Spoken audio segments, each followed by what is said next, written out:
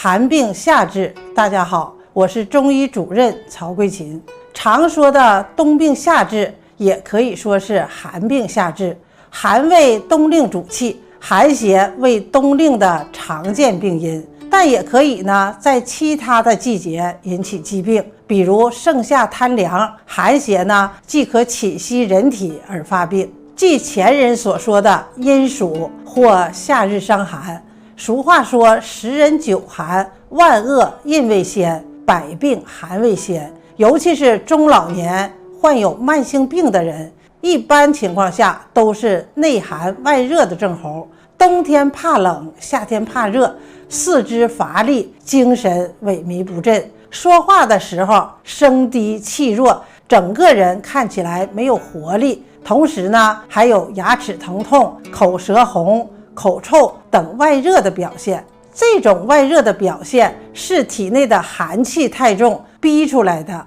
寒气把热的元气逼到了外面，即所谓的元阳外泄。夏季时呢，阳气旺盛，尤其是3伏天，自然界中的阳气旺盛，人体的阳气外越，而体内的阳气亏虚，故意滋养内虚的阳气。此时呢，要以温热养阳之法治疗，借助自然界的阳气及温热的药物来补充人体的阳气，以阳克寒，驱除体内的阴寒之气，调节脏腑阴阳，而达到冬病夏治的目的。我在2年前的8月份治疗过一位男性患者，68岁，患者患慢性支气管炎已经有20多年了，每逢冬春气候寒冷季节，咳嗽咳痰的症状就会加重，而且还特别的怕冷，爱感冒。感冒以后症状就更加的严重，甚则呢还会出现喘楚，不能平卧。来诊的前半个月，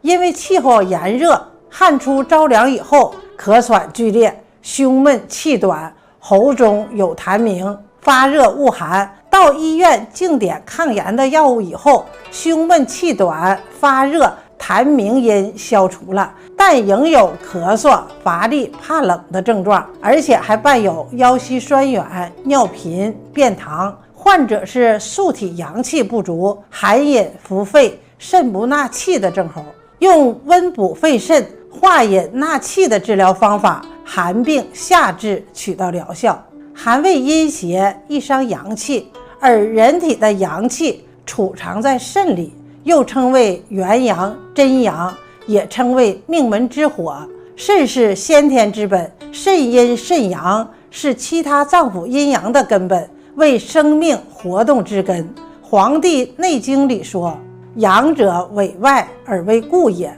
就是指人体有抵抗外邪的能力，这种能力就是阳气。人的生长和身体强壮都由阳气为主之，精血津液的生成也都是由阳气为之所化，阳强则寿，阳衰则夭。所以阳气充足调和，人体才能健康长寿，精力旺盛。本期的内容我就给大家讲到这儿，如果大家还有什么不明白的问题呢，可以在评论区给我留言，我们下期见。